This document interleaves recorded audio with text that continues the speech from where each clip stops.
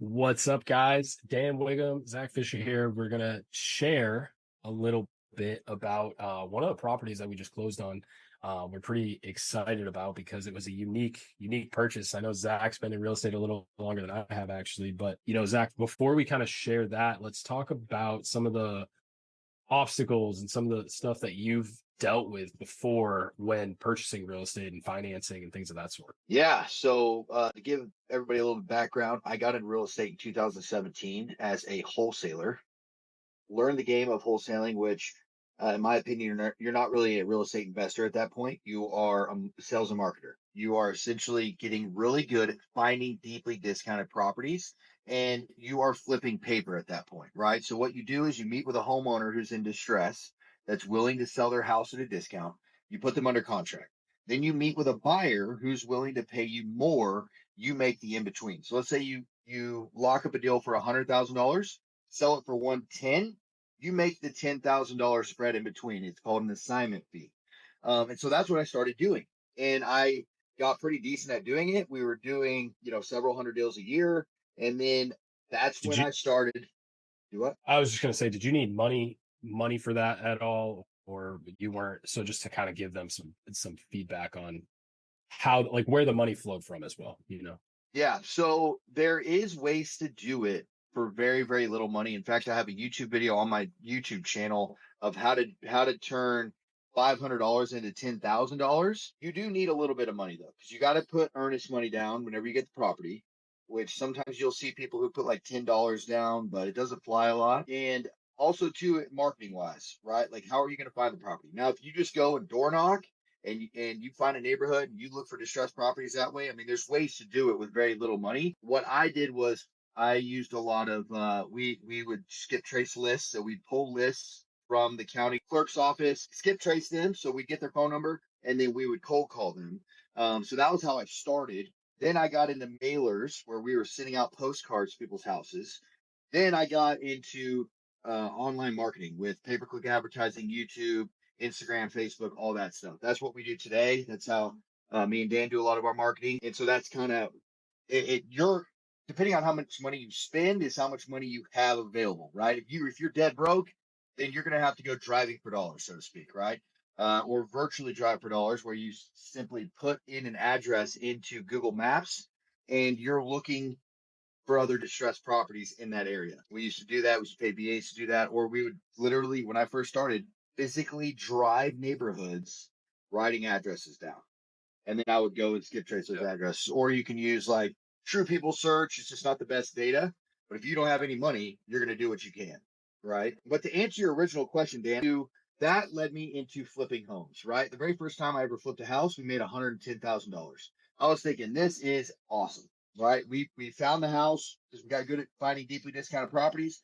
We found it, flipped it. It was super simple. It didn't really need a lot of work, and we got in a deep discount. So $110,000 is obviously a great fee, but it was because of the skill set that we developed. Really, is really why we were able to make that much.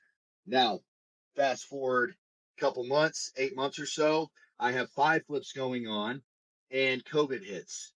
So now I am not able to work on any of my properties. We can't go there. You're not allowed to leave your house. I mean, I left my house and would go to the properties, but none of my guys would go. They were all scared that this deadly virus was everywhere. But the problem is, you're now not making money. You're not making any progress on these properties, but we took hard money loans to get them. So essentially, you put a little bit down, you acquire the property, then you get a hard money lender to pay for the rest, right? And so I'm having to make monthly interest payments every single month on these properties, regardless of what's going on in the world. Okay. And so this led me to, it got to a point where we couldn't pay them. We couldn't handle it. Only thing keeping us afloat was wholesaling, but that was even kind of scarce because now people aren't letting you in your home. And at this time, I'm going to everybody's house. I wasn't doing it virtually like we do today. And so it totally became a huge disaster. When we got back to being able to work on the properties, which we had to fire sale all of them, it flooded 3 times. So the same house flooded 3 times due to rain. So destroyed all the flooring, brand new flooring that we put in there. We had to replace it 3 times. One of my guys, my project manager, was sick. So he had told somebody, hey, go buy this kind of paint at Home Depot. Well, when he looked at it, he looked at Lowe's. So when he went to go buy the paint at Home Depot, it was a baby blue color instead of gray. So now we painted a 5,000 square foot house baby blue, which was like $14,000 paint job.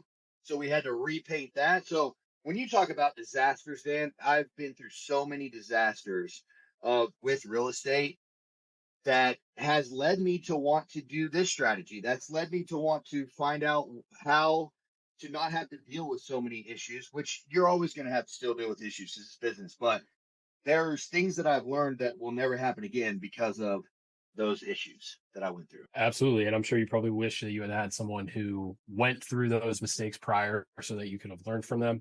But that's what we're here to share. Essentially, what we did in short, guys, was we were able to get a property with no money out of our own pocket at a lower interest rate by about 2.5 to 3 points of the current market interest rates. No credit check, no credentials, not on our business, not on our personal. Got all the repairs covered, and we're able to get a tenant in there. But then also in a different scenario, we've done this a couple of times, we were actually able to do all of that, acquire the property.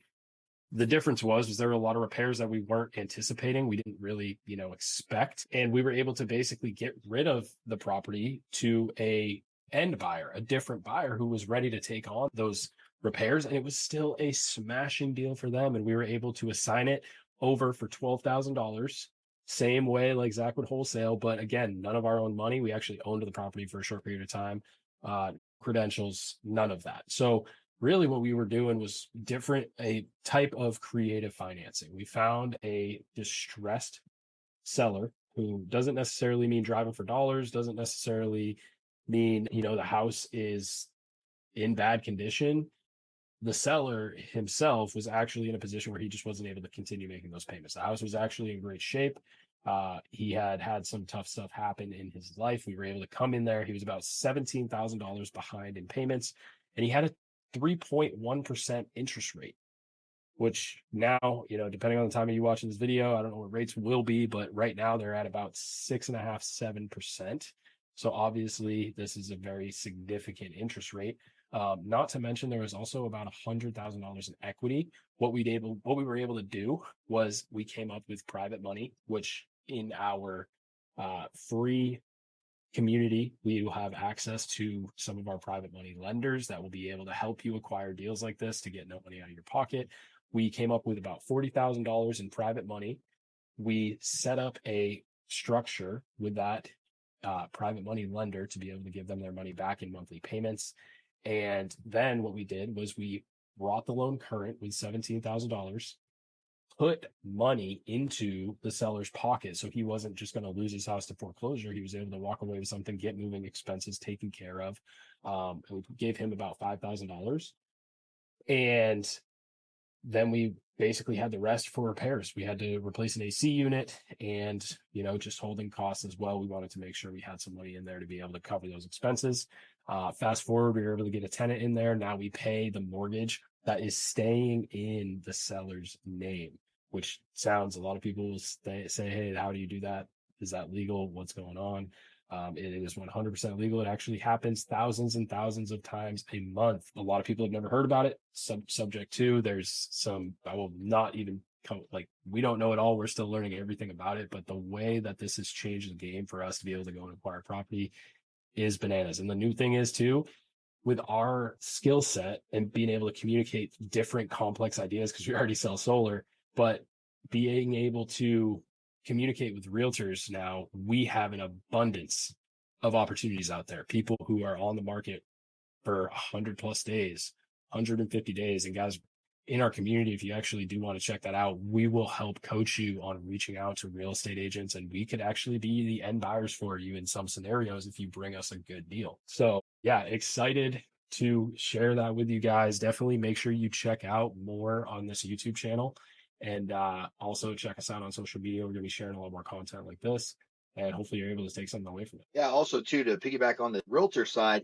in our free community action class, we have data over like 90% of the active realtors in the United States. When I was wholesaling nationwide, I started in Texas. I then expanded to the entire nation. I even did deals in Alaska where we pulled all of the realtor data for the entire nation.